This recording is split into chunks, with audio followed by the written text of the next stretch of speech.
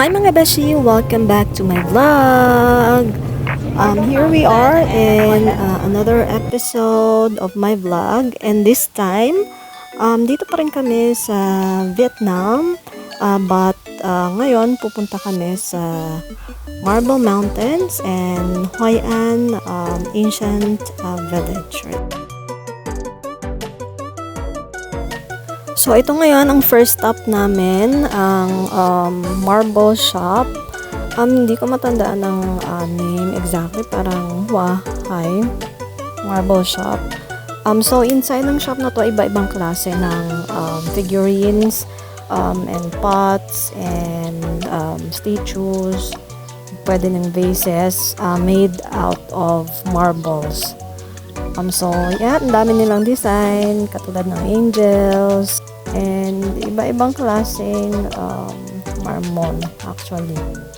Yan, mga Buddha, and animals. Actually, ang ganda, sobra. Ang ganda nung pagkakukit ng mga marbles.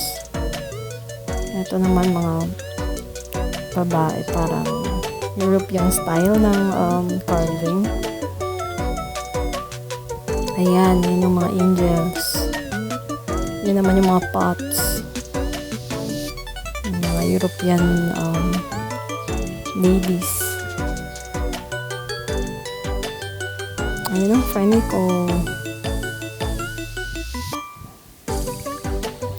Grabe. At yung design ng marble store na to, parang French inspired. Kasi yung building, yung paint, obviously yellow siya, and sa French yellow ang kanilang talagang generic color, kasi for them it's a color of sun, parang safe color daw siya, na kapag yun ang pinaint mo sa mga walls, hindi mo kailangan mag-repaint every other time, kasi hindi siya masyadong nakukupas o dumudumi, because yellow nga siya.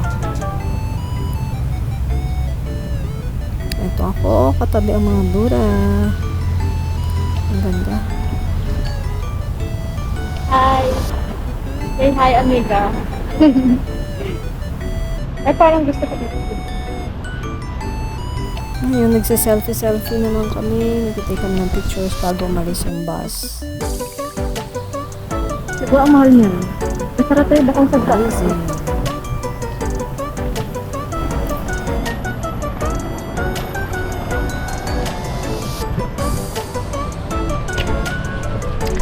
At ito na nga mga besh, papunta na kami sa Marble Mountains. Dito na kami inside of the bus. Waiting na lang to arrive.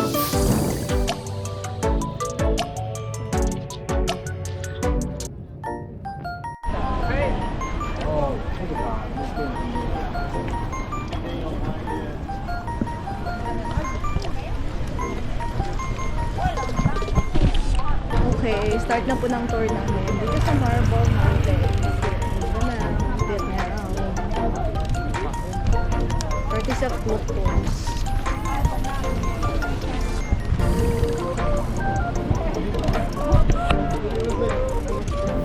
At ito na nga, nakarating na kami sa Marble Mountains. Nilalakad na lang namin papuntang elevator. Kasi nag-decide kami ng friend ko na instead of maglakad pa akyat, mag-elevator na lang kami. So, just to share a trivia lang mga beshi, ang legend daw ng Marble Mountain ay may nakita daw silang umahon na dragon from a beach nearby, at nangitlog ito sa lupa, And after 1,000 years, nahatch ang itlog at lumabas ang isang babae sa loob ng itlog. At yung pinaghatchan ng itlog na shell, naiwan siya sa lupa at yun ang naging 5 marble mountains. So, ang marble mountains, natawag siyang mountains, pero in reality, it consists of 5 hills. So, maliliit na mountains lang sila. Pwede siyang i-climb. Pero, isa lang sa hills ng Marble Mountain ang pwede i-climb. Yun ang Thay Hill, which is derived from one of the 5 Chinese elements, which means water. So, ang Chinese elements, meron tayong metal, water, wood, fire, and earth.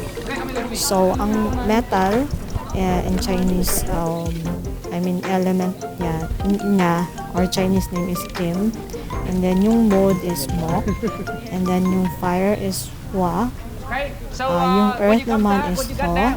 And last but not the least, itong mountain na ika-climb namin, Thay, which stands for water. Ito lang yung hill na pwedeng i-climb out of 5 hills dito sa Marble Mountain. Yung tour guide pala namin, ang pangalan is Ati. Hi Ati, if you're watching this video, thank you so much for touring us in Marble Mountain and Hoi An. We enjoyed a lot and see you next time in case we go back to Da Nang. So, yung group namin divided by 2. Yung una, yung nag-decide maglakad pataas, and yung pangalawa naman, yung nag-decide na mag-elevator na lang. So, kasama kami sa group 2. Ito, inaantay na lang namin si T at saka yung iba namin kasama na makarating sa sa taas. Sabi niya wag umalis, di ba? Saan yung mga kasama natin? Ayun, yun ba sila?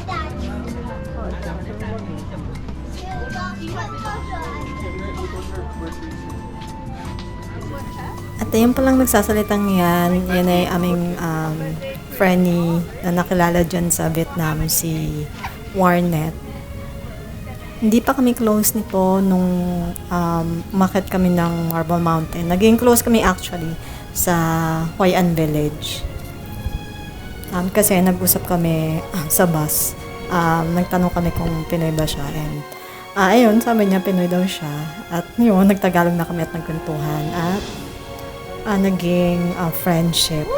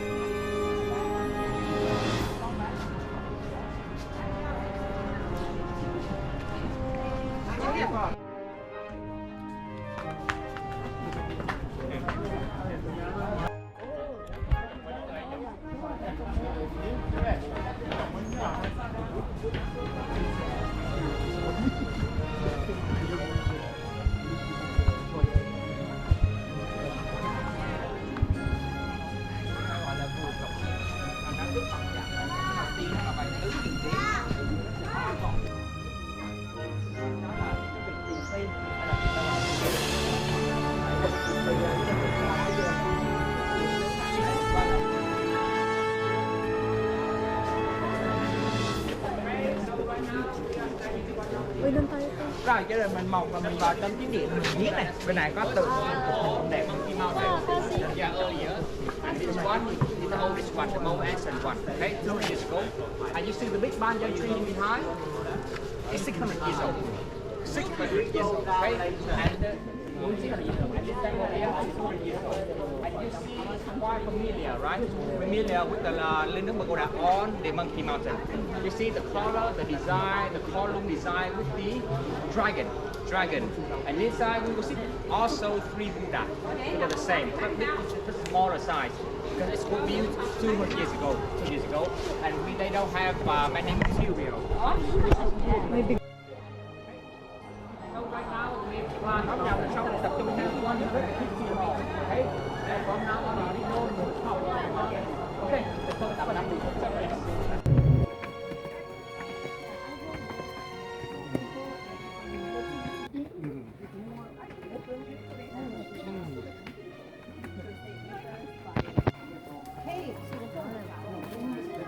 go, go.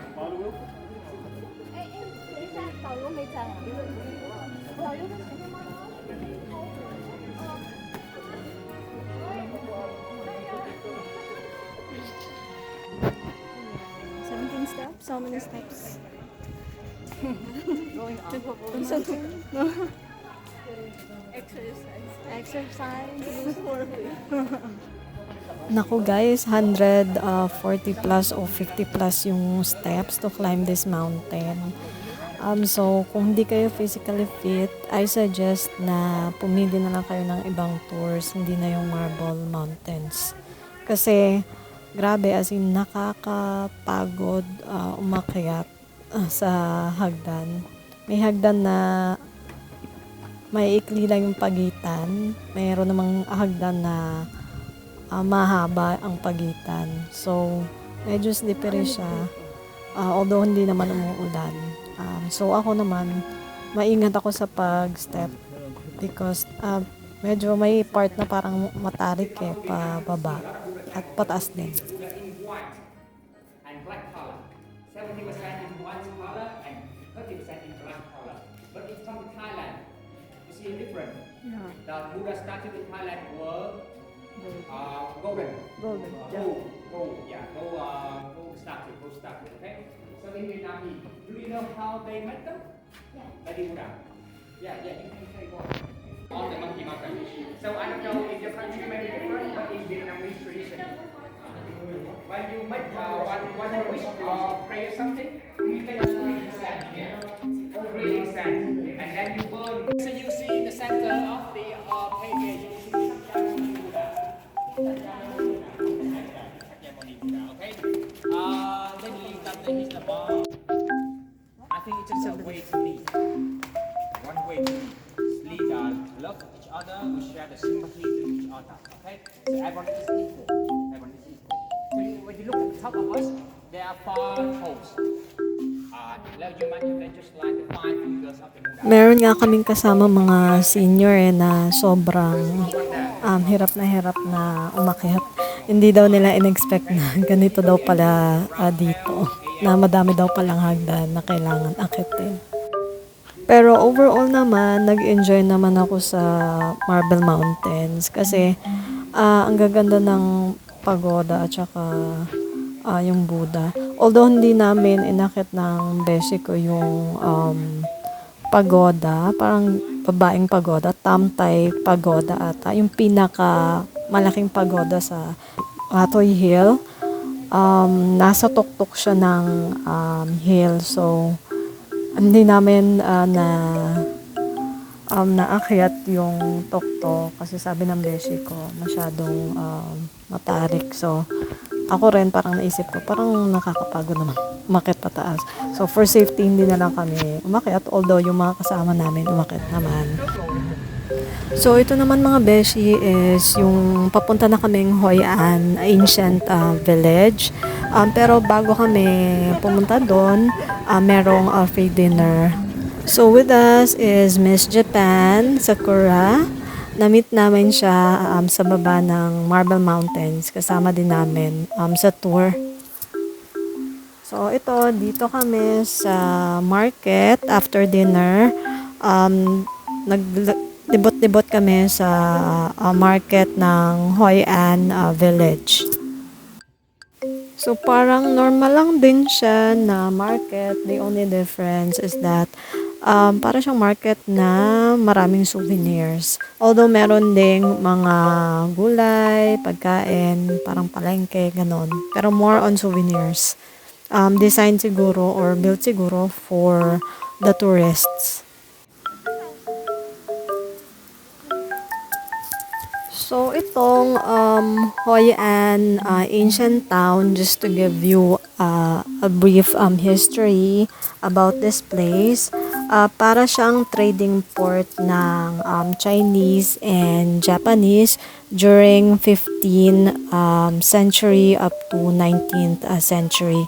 So, dito daw pumunta at nagkikita-kita para mag-trade ang mga Vietnamese, Chinese, Japanese French and Indians during 15th to 19th century. And dito din nagsimula yung trade ng silk cloth. So galing siya sa basically from China na dinala sa Europe, sa France. Kaya sumikat. And also yung ceramic. So ito yung piniling trading port dahil mas madali yung entrance and exit ng mga barko.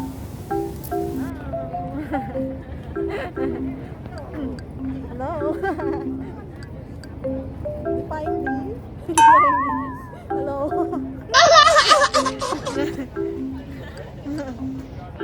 There.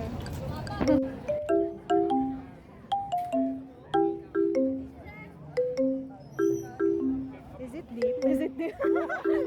Grabe, ang gaganda ng silk lantern sa boat. Actually, pag nagre-reflect yung light ng silk lanterns, parang ang ganda-ganda niya, ang majestic tingnan ng river. And sobrang dami ng boats pala dito ha.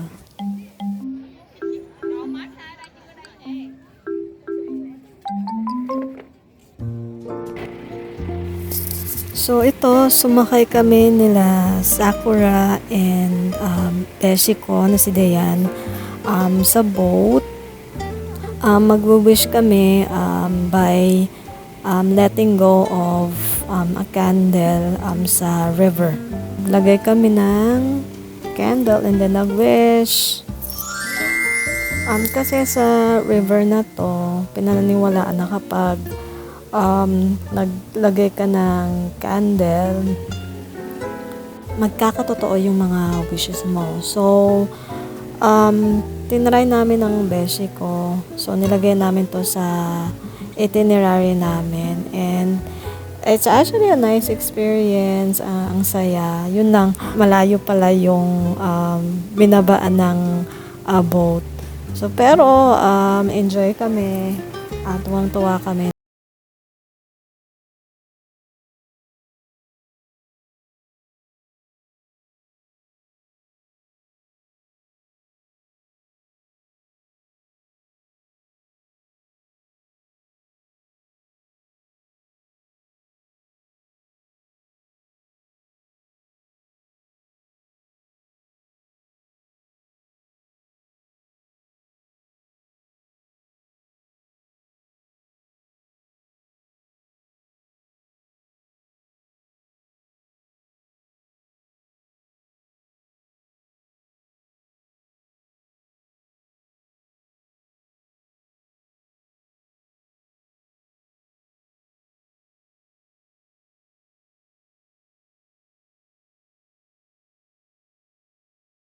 Lakad na kami palabas ng Hoi An Village para bumalik kung saan nakapark yung bus. After nun, hinatid na kami ng bus sa kanya-kanya naming mga hotel. So kaming tatlo nila, Warnet at Dayan, same hotel kami. So binaba kami sa Bella Mary Hotel. So all in all, it was a nice experience. The place looks stunning and with touch of history. Napakaganda ng silk lanterns nila and very colorful. This town is unique, peaceful, and talagang one of a kind. So that would be all mga beshi. Thank you so much for watching my vlog. Until next time, don't forget to hit the subscribe and like button. Sayonara!